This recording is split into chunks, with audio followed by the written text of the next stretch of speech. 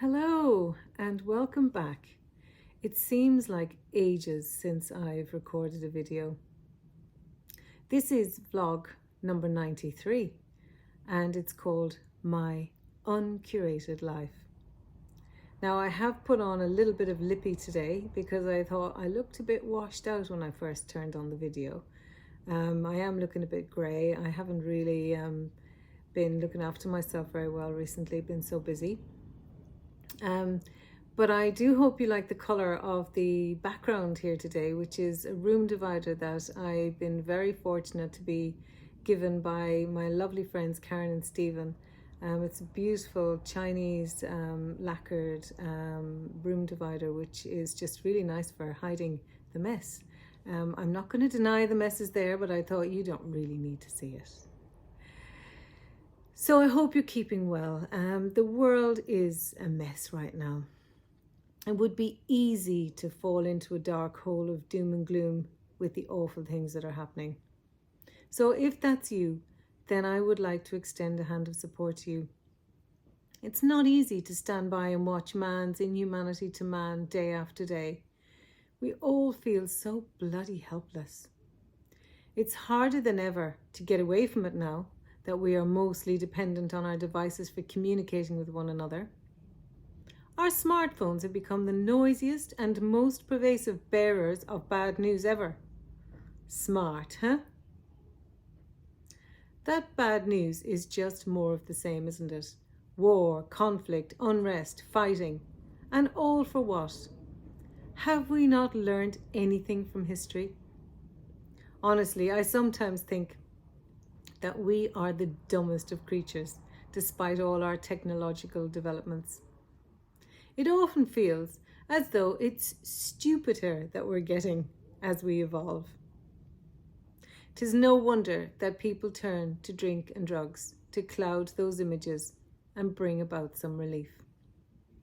But you know my thoughts on that. In the moment we might get some temporary respite, but when we wake the next day, we're right back to where we started, except there's a blinding headache and a layer of shame to deal with on top of everything else. And the world's problems don't ever seem to go away. Each generation bears the scars of the atrocities inflicted on previous generations by people who lack empathy for their fellow man. I wonder if the perpetrators of the unforgivable crimes against humanity take to killing their senses with substances. I mean, how do they live with themselves when they have so much blood on their hands? The messy business of living. I'm writing my well overdue blog today knowing that I need to face the truth about my own messy life. To say that life has been busy lately is, well, an understatement. In the midst of everything that is going on in the world, I find myself struggling. I haven't been very good at prioritizing the things that are most important to me. And then there's the boring task of keeping a tidy house, which I'm just not very good at. I find the physical mess around me makes my mind messy, which in turn impacts on how I work. I'm not managing my time very well. I keep getting sucked into Facebook and email. I receive notifications from Facebook all the time because I use it for my work. I just haven't learned to take a more disciplined approach to it. Instead, I find myself scrolling mindlessly, following people whose lives are completely irrelevant to me. And I'm not doing what I'm meant to be doing. I catch myself looking at their stories on social media, their amazing lives, their shiny successes, their fabulous friendships, and their carefree drinking. If I'm not careful, I end up comparing my chaotic existence to their orderly lives. Then I stop and I reflect and I listen to my inner wisdom talking, telling me that what I'm really seeing on my device is someone's curated screen life. I remind myself that I must not be fooled by it. My life as it is, while it sometimes overwhelms me and could always be better, is my life, and I am lucky to be alive.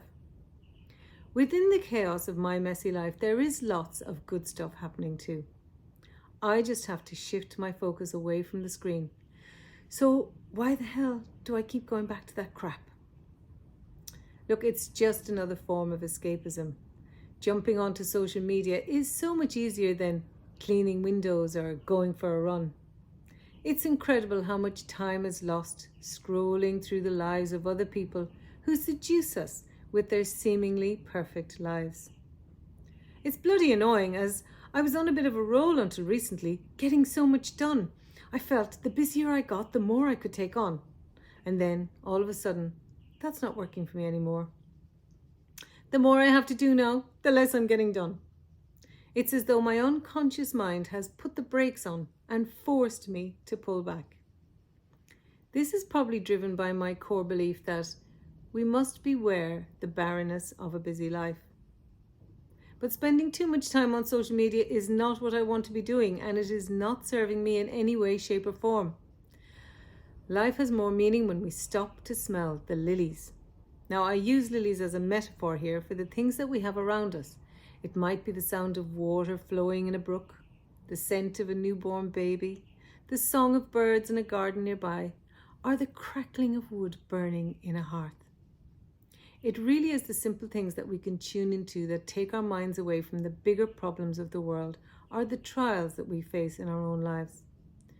To stop and smell the lilies is an exercise in self-care.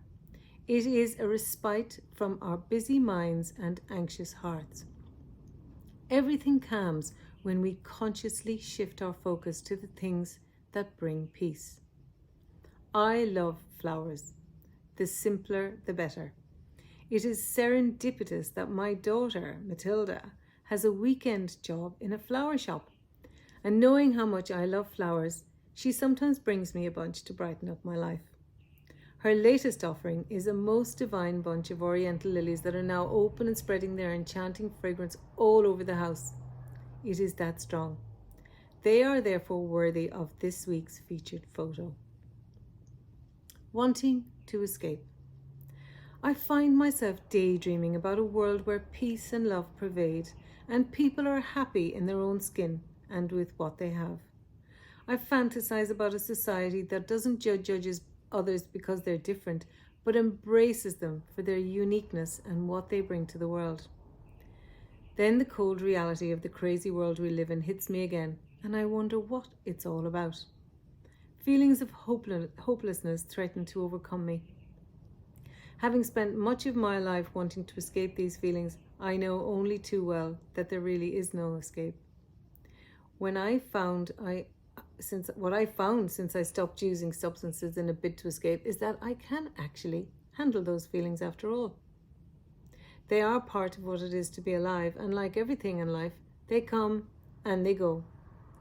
The in-between stuff is what keeps me going. The unexpected joys that occur in the most mundane of situations. Like the other day I was standing at the kitchen sink scrubbing the grease off pots, and a willy wagtail, which is a native Australian bird similar to a nightingale, landed on my windowsill and was chattering and wagging its fantail from side to side as though it wanted to entertain me. Whereas before I wouldn't have taken much notice because my mind would have been off busy thinking about other negative things. But this new way of feeling has allowed me to appreciate what nature has to offer and to be just in the now. In being in the now, I get some respite. Nothing else matters but that small moment of connecting to the miracle of life that I am part of. Then the phone rings and off I go again. But all is not lost. The more I avail of those moments to savor the simple gifts, the more I feel fortified. I'll understand if you think that I make it sound so easy, that we can just switch off from the chaos and find peace. It isn't so easy, I know, but it is possible with practice. If we start with the knowledge that we can decide where we put our focus, that we are the masters of our thoughts, then the more we practice this, the easier it gets. Change our focus. My experience has taught me that peace comes when we change our focus away from the stuff that we have zero control over and zoom in on the things that we can control. Looking at the photo I took of the flowers on my kitchen table earlier, it's funny how the map of the world forms the backdrop, as if to remind me that it is the simple things that I have in front of me which need to be my focus if I am to be content. There's not much I can do to fix world problems, so I might as well enjoy with gratitude the gifts that nature and my darling daughter have bestowed upon me. Joy is found in things when we look for it. Let's not get sucked into the dramas orchestrated by the unhinged beings who have lost the ability to think with their hearts, and focus on what we can do in our lives to make the world around us a better place for ourselves and the people who we care about. It will have a ripple effect. No matter what you see in the news, on social media, down your street, at the workplace, you have the ultimate say in how this impacts you. Knowing that you have the power to choose is your freedom, and it will bring peace if you let it. It's working for me when I put it to the test. I haven't got the perfect life. I am a messy human being. I do make mistakes, and sometimes I fail myself and I fail others. But I am better than I used to be since I stopped drinking, almost 4.5 years ago. I feel the changes within me, and I love my life more now than I ever did. Sobriety gave me back the ability to appreciate my life, messy and all as it might be. No matter how crappy I might feel sometimes, one thing is for sure: I traded drinking for self-esteem. That's what allows me to feel okay about where I'm at right here, right now. Thanks for reading this far. I hope it's been helpful. Please reach out if you need support as a counsellor. According to the feedback I'm getting from my beautiful and brave clients, I'm not too bad at it. Your happiness is my business. Take care for now. Love from me.